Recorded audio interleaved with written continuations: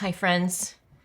When God led our family to Philly 15 years ago, we came here to sink our roots and to raise our kids and to be a part of planting this church and be neighbors in our community here in West Philly.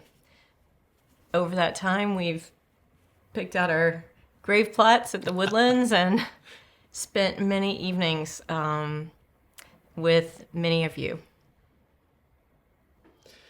It's been a real honor to be a pastor of this church and to lead it and to see it come from its earliest stages of a small gathering, often in this living room where we're here meeting you today, and the chance to work with remarkable staff over the years. I mean, I feel like when I reflect on City Church and the people we've had a chance to work with, both the lay leaders, but also the staff that have been a part of our community, it is a real gift and an honor to have been a part of what God has done here.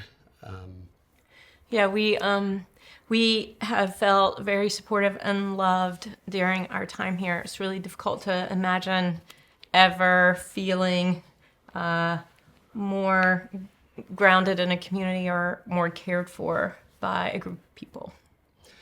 And so it's with a lot of a real sense of loss, very, very deep sadness that we need to tell you that we believe God is leading us away.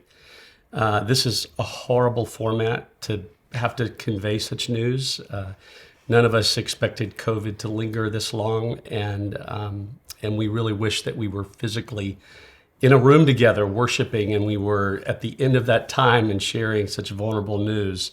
But I have accepted a call with the Anglican Church in North America. The Diocese of the Mid-Atlantic has invited me to lead their church planting efforts and new leader development around that work. So even though you all know that Tug's had a crush on the Anglicans for a long, long time, you should know that the discernment around this issue for us has been very, very difficult. And And anything else? I don't know. It's so difficult that we just haven't really trusted ourselves. And so it has involved conversations with mentors and conversations with leaders and friends and fellow pastors in different parts of the country and many people here at City Church. So it's not been one that we've trusted ourselves to make alone. Other pieces of that have been, so I turned 60 this year. I'm not there yet, but I'm getting close. Christopher's taking the lines out, he thinks. He's making me look younger and better than I do. But as a part of that, I think one of the things I've been a part of informally over the whole course of being a pastor here has been shaping a next generation of leaders. And as I move into my 60s, it seems like that's an area of focused work that might be more fruitful for my attention. And so this job actually pushes me in that direction and focuses my work exclusively, really, in that space. I think another factor that Stacy and I have processed, many of you know it's been just a tough year on our family, and as it is on many of your families inside of COVID, we're all very conscious of the distance that we sometimes live from extended family members, and that's played into how we've tried to sort out what we believe God is doing with us in this context. And so consistently, we've just amidst all these challenging conversations and efforts to sort of very open-handedly ask the Lord, what are you doing here? What do you want of us here? What are you inviting us to here? And what do you want for City Church, now becoming Resurrection Church, as we merge into Liberty, or with Liberty, rather. And we've just consistently come back to the decision that this is what God has for us. And that's painful. And it's hard because when you have lived life, the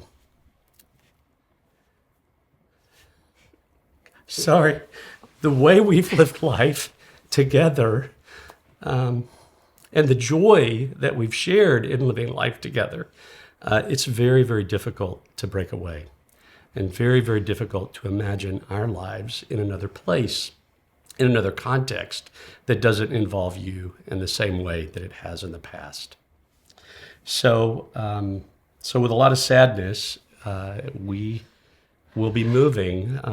We're still working out some of the details of the timeline with the consistory. We anticipate a move in sometime in May, is what we're looking at. Let me just also say that I'm so grateful for the way in which the consistory has listened to me process this call with them, and the way they have sought creatively to engage and lead the church in this stage of transition. It's super encouraging. It's hard, naturally, for a founder to let go of something you've helped craft, but it's such a beautiful thing to be able to let go into the hands of a capable group of leaders. And I've experienced them in that way over the last weeks as we've processed this change. And also, just another thing I'll say is the staff, as I've engaged them with this as well, have similarly been so supportive and encouraging and helpful. We all feel loss, but we also feel an anticipation of what God is doing and will continue to do. So this is not goodbye, not yet. There'll be time for that in the weeks ahead, and we are trying to think creatively about ways that we can do that more personally, even in this time of social distancing. But we did want to let you know this information today so that you could join us in prayer for our transition, but also for the way God is transitioning the church. So it's a very painful decision for us, but it's painful because God has been so good to us and the gift of you all.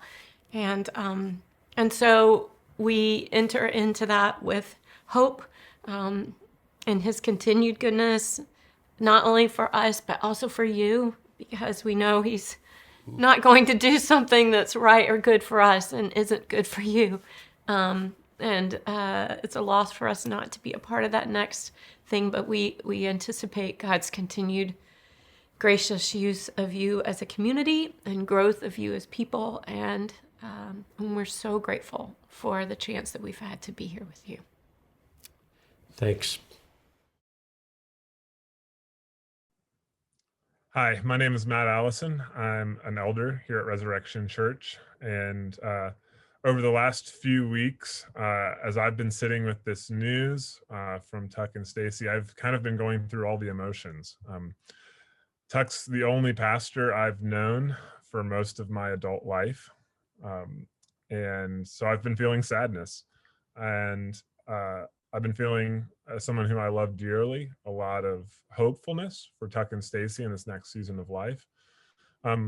But I've also just been feeling a lot of concern for us as a church and where are we headed from here?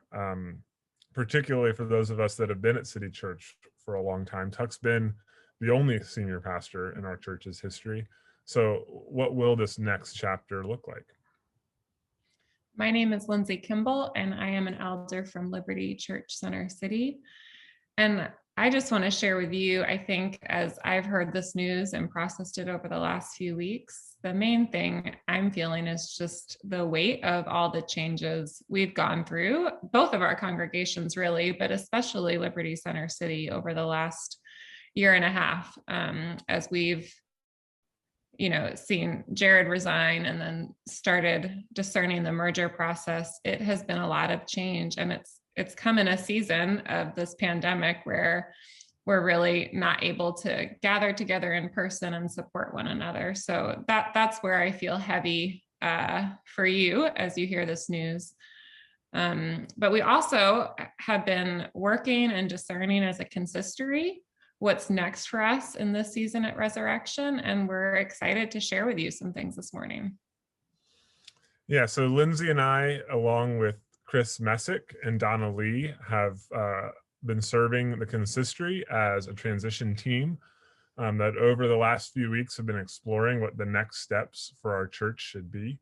And it's my joy to share with you today that our transition team, after doing due diligence and interviews with Chris and Bonnie Curry, have made a recommendation to the consistory that has been unanimously approved that Chris Curry be our next senior pastor of Resurrection. And more than anything today, we want to talk with you a little bit about where we're going as a church from here. And our goal is that within a month of today, we would take a congregational vote for you to participate in to discern calling Chris to the senior pastor role. And in between now and that vote, we're looking to give you some intentional ways to engage Chris, to get to know him and Bonnie better, and to really be invited into this discernment process with the consistory. And we'll be in touch with what those tangible ways of engagement will be over the next few days. We are praying for you as a consistory as you receive this news today. And as we've been praying over this transition for these last few weeks, we now invite you to join with us in praying as we discern together what God is going to do through Resurrection Church in Philadelphia. So thank you so much for taking the time to tune in today.